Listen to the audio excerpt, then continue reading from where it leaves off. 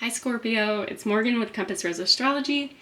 Thanks for tuning in. This is your January 2023 Astro and Tarot reading. We're going to go through some of the astrological transits happening for you this month, and we're going to pair it with a tarot reading as well.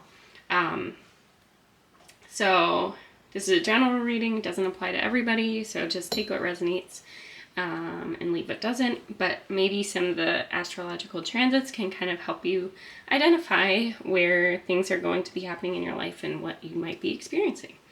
So we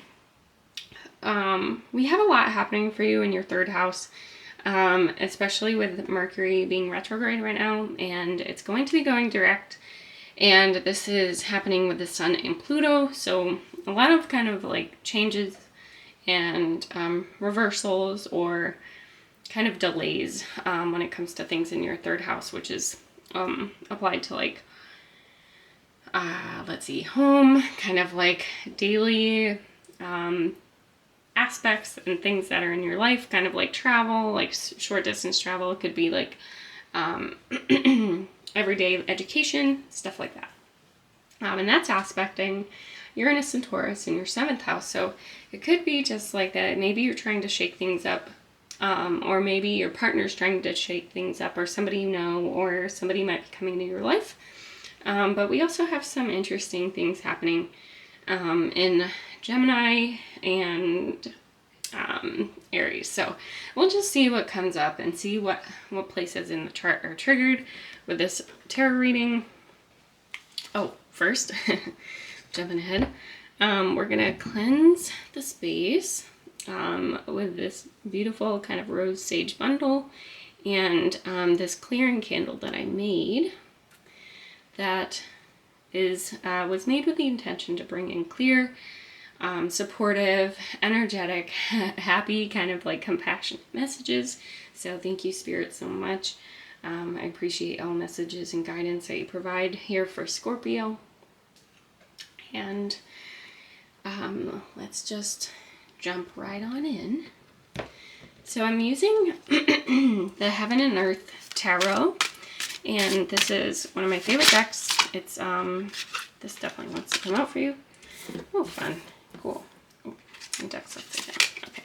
And then we also have this Oracle deck that we're going to pull from at the end to get a little bit more clarification for you, Scorpio. So let's get, wow, you have a lot that wants to come out. These ones will jump, for sure. Interesting. Okay. Let's see. So these cards actually just came up for Libra, and we also had Princess of Cups come up a lot for, I think it was Virgo. Like so I think there might be some kind of, I'm seeing here for you, and not in terms of messages, because sometimes the page can be indicative of a message coming in. What I think is that there's just this really strong kind of emotional boost for you this month. And it might have something to do with Jupiter going into Aries. And it could also, because Jupiter is significant on this card, but we also have 2 Venus indications here. So it could be your 4th house. There could be this sense of kind of stability and kind of after a long term of looking for some sort of kind of contentment in home and self. It could even be coming to terms with something regarding your family or your parents specifically, because it is the house of parents. There's just a lot of like kind of settling that I'm seeing here, and coming into your own, and especially the Hierophant, which you would think like is a part of this cathedral. So you're getting the inner, the outer, and the emotional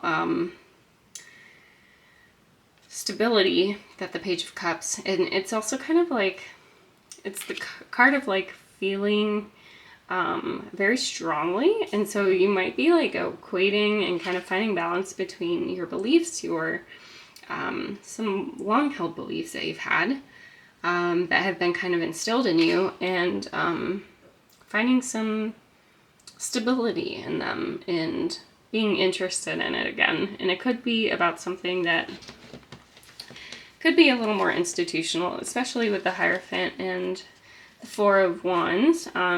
Often that would indicate marriage, but what we have here is that Uranus is in your 7th house, and so that typically kind of means unconvention, right? So I don't. Let's see what we get, because it might be a relationship that you're kind of like taking to another level, and that brings you a sort of emotional kind of catharsis and compassion. Interesting. So we have the Queen of Pentacles and the Knight of Swords. Let's get one more card for Scorpio. Queen of Pentacles, Knight of Swords. One more card, please, for Scorpio. So that's how Scorpio is feeling. What is Scorpio experiencing?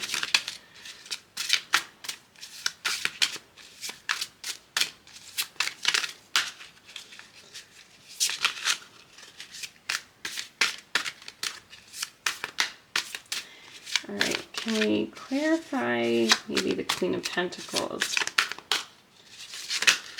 Oh, with maybe one card, please. Okay, 1 second. Okay. Oh, this is fun, Scorpio. Ooh, sorry. So we have at the bottom of the deck, we have Temperance. So I'm seeing that this is, let's see, Sagittarius. Is that lit up in your chart? Not really, but that's your 2nd house.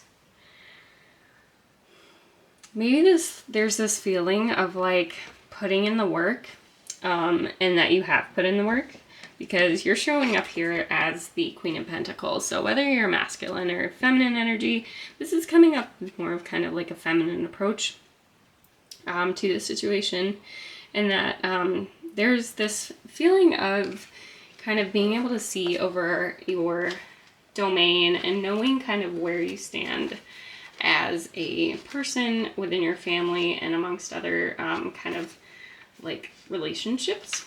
And this is also kind of a parental kind of an archetype, the Queen of Pentacles. And this kind of shows that maybe you've kind of gotten to the place where you're more kind of like financially stable, and that you have kind of like this balance between like home and work going on. And you're a very nurturing person, and I think that's what's coming in for you. Yeah, especially because you do have a lot of like your earth houses. So like 2 of your earth signs are lit up in your chart. So we definitely have Taurus, which maybe this is how you're embodying yourself. You're kind of coming through as like this really kind of strong, nurturing person. And then we have someone coming on in. We have this Knight of Swords, and they're coming in fast, especially with this 8 of Wands. So lots of fire energy happening here. So maybe that's something that kind of like balances you out a bit, Scorpio. Someone that really, really knows what they want, and that this is how you see them, I think. The Knight of Swords is often someone that doesn't have much of a plan. They just kind of rush in.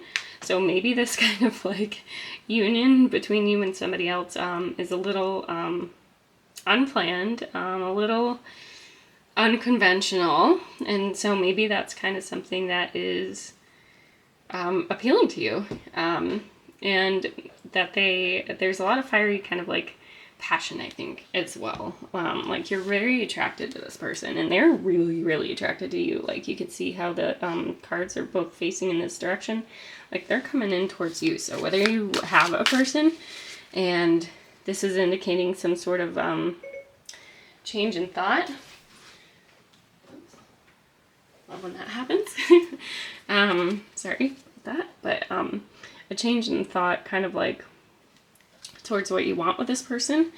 But they're they're coming in hot. So if it's someone new, then you can kind of think that maybe I would look towards when Mercury goes direct. That might be when this like change is happening for you. Okay, so we have great strength. Oh my gosh. That's so fun. Okay. Oh, interesting. Okay, so we have at the bottom, we have the High Priestess. So she is kind of the card of mystery. Oh, wow, and the Hierophant. Okay, so if you have any sort of Libra placements, these two cards came up as well. So I would definitely watch that as well. And that was kind of a similar-ish reading in terms of having a relationship message coming in. But I'm really seeing that there's like a lot of really, really strong passion here. And I think that's something that's really indicative of Scorpio. I have a video that's all about like what it's like to have a Scorpio sun and what to expect from those sorts of people. And the thing about Scorpio is that they really, really need kind of like that physical connection. It's not like just a sexual thing. It's really how they kind of like express themselves. And I really think that you're kind of finding someone that can meet you on that level. And I think in the past, you've kind of grown tired and grown used to the same thing over and over again. And you need something a little bit outside of the norm, outside of your norm, because you've kind of felt a little despondent about opportunities, and maybe you're losing a little bit of hope when it comes to these sorts of relationships or this sort of a connection. Maybe you didn't think that it was actually possible, and that you're kind of having a little bit of a spark of hope for this person that is in your life or is coming into your life. So even if you're in a relationship, I think this is indicates that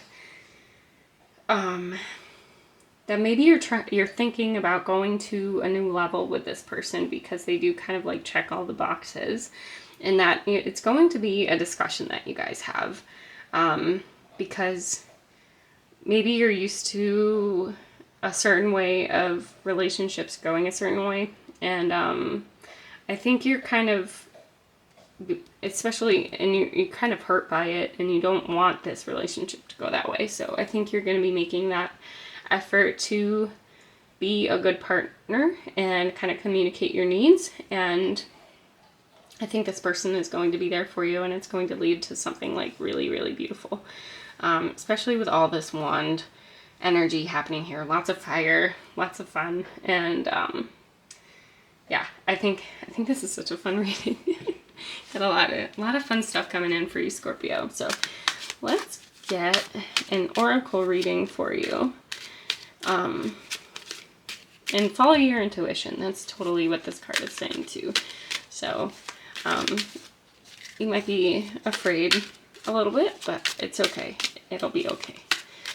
All right, let's get wonderful. Oh, I love it. Okay, so we have, I like that you have the wolf at the bottom too. Got freedom.